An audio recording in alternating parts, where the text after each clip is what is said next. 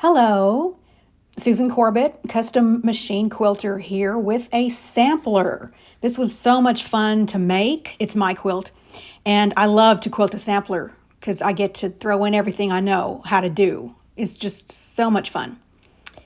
All right, there's a lot of red in this quilt, my favorite color, but I didn't use any red thread. I used mainly that terracotta color there on top and a bunch of beiges and some really rich, like a ginger color. It made the whole thing softer. This quilt does not need more red. Quilting with red thread would be heavy-handed in a whole lot of places, and it's busy enough the way it is. I ended up with a really pretty back. If the back had been a print, then some red thread might have been okay. But in this case, soft, neutral, something that would blend was just a much better idea. I hardly ever use red.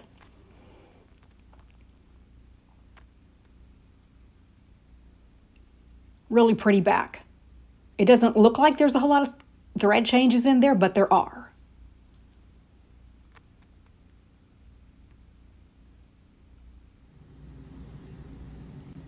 So let's look at some borders. This quilt has really irregular borders. It's a scrap quilt made with all kinds of leftovers. The very last pieces of some favorite fabric, and I just had to use what there was. So all the borders are different. Mainly it's that toile, but I used a whole lot of that plaid in there as well. So I stuck with feathers. One of the reasons we like feathers so much is that they're so adaptable. So all the border is a feather, except where there's lines, but they're all different kinds of things. Sprigs, swags, a vine of them. And so here's a look at the widest part of the border. I did the math, the algebra. I figured how many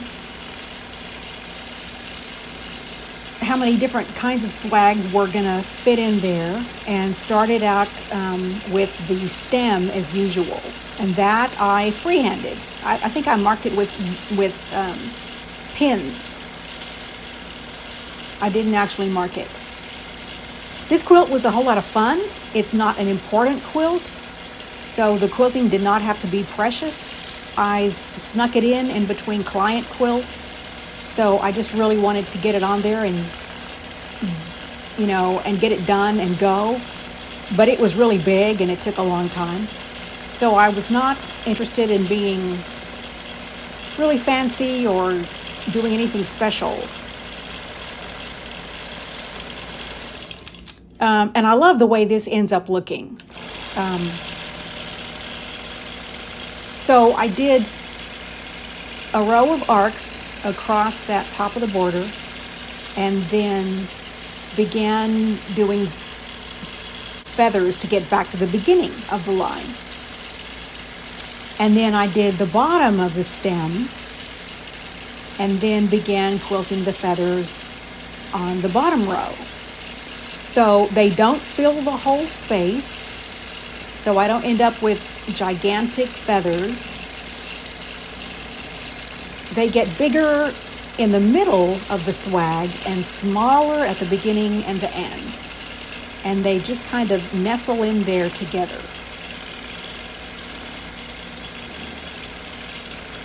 I had planned to do some lines in the backgrounds, but freehanding these feathers, I had all these irregular shapes left over, and so that didn't end up working. In the end, I just did some echo and, threw in some other little things, some swirls, and that got it done pretty quickly. This is one of my favorites to do. If you don't put in a whole lot of flourishes and make it look too feminine, then this is a really nice border on any quilt. This is an example of how a feather works on a fabric that doesn't want to show the quilting, and this one really didn't. I love that piece of fabric. And feathers will always show up. So I did a lot of lines on this quilt here and there. In the medallion, I did this triple crosshatch, which is a lot of work, but it looks so great. And then I did double lines on the diagonal on a log cabin. I did triple channel quilting in the background of this basket. Love that. It's a really traditional look, but it's great. Here, these are more lines with a little bit of a curve, some ruler work happening there. I did some wavy lines in some of that border. This is a vintage block that I've had forever. It has no seam allowance. That was why it was a leftover vintage block. I hope at some point to find some trim to cover up that edge. But some lines really worked there. And I threw in a doily and quilted just along the lines that it already had going on. That was fun. And the quilting around it is in a deep ginger color. On the applique, in the background, I did a more complex design. It's not just one background. There's a whole lot of things happening there because that's a lot of space. I always do a whole lot of swirls in a sampler, and that seemed to fit on the background of this bird. A lot of thread changes there. This was a bunch of scraps that were like crazy quilt blocks, and I appliqued this piece of fabric on there, and then around it I did, this is one of my favorite overall designs. It's by Irina Bloom. It's a teardrop with feathers. It's really versatile. It'll go into all kinds of shapes. And so that fit nicely around this applique. See how great that terracotta thread color looks in there across all those different variations. Really beautiful. This looks good even on a masculine quilt. And here's a look at the back. So there's a whole lot of little embroidery blocks in here, and those got more detailed. I outlined all the embroidery and then added, things to set the scene, leaves and, little things. Now this block is teeny tiny, so I didn't think it needed much of anything. I just outlined that guy and moved on. Here's some leaves and some little lacy curls in the middle I thought were really appropriate there.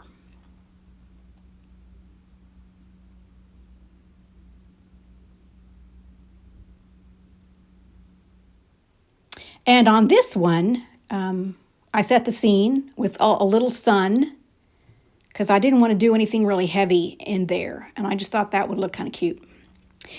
This quilt started out as it was going to be a little tiny thing, and that's why I made all those little stars, and it just blossomed. So in the stars, I'm doing continuous curves and swirls, and then there's more stars. So I did more continuous curve, a double line.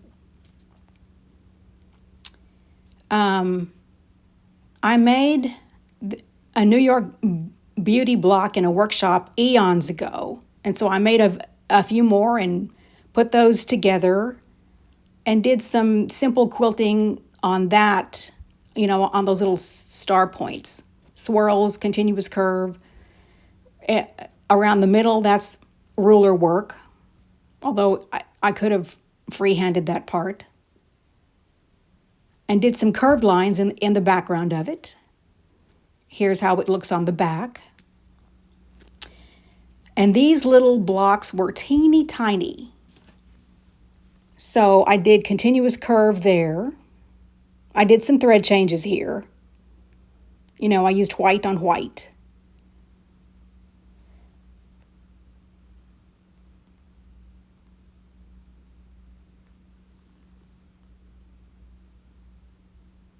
I start with the color of thread I'm going to use predominantly and then go back and change.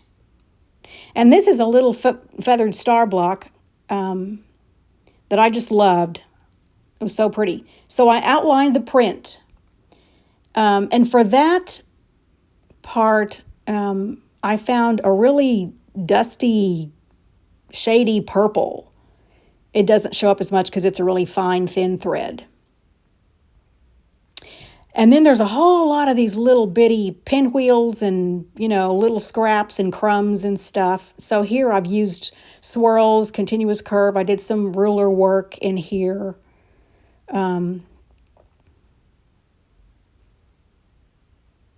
Lines in those piano keys.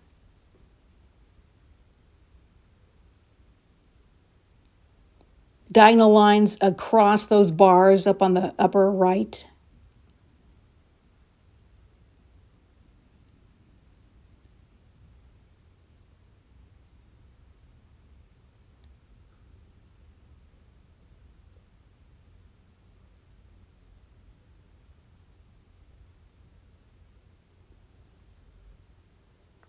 There were a lot of triangles in this quilt. So I have a file of triangular quilting motifs and went through quite a bit of those. This is a Greek key. That goes pretty fast. Threw another feather in there. That was the back. This is the front of that block.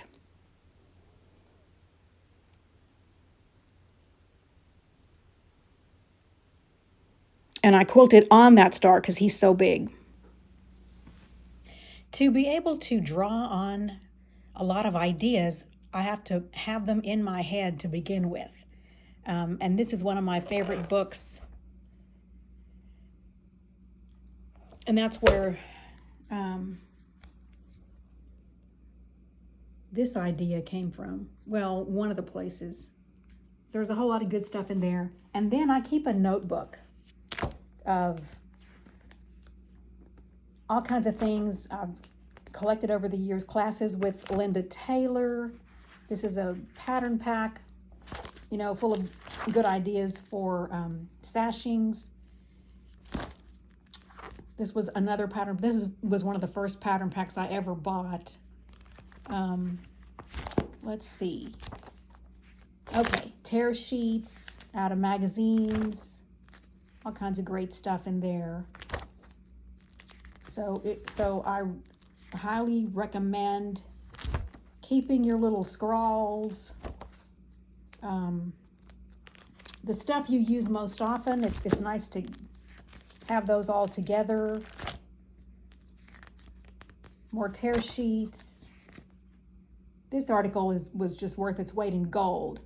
It's from the AQS magazine from years ago. You know, this article was from Machine Quilting Unlimited, which isn't published anymore, but that was a good one. And then, you know, just tear sheet after tear sheet, stuff I thought I could do or I would like to do. You know, this article was based on quilts that Harriet Hargrave published in her book about machine quilting a long time ago. So, you know, I mean, it's just great stuff to have a design library. So that would be a thing I would really encourage. So, so put some designs together and have fun quilting a sampler.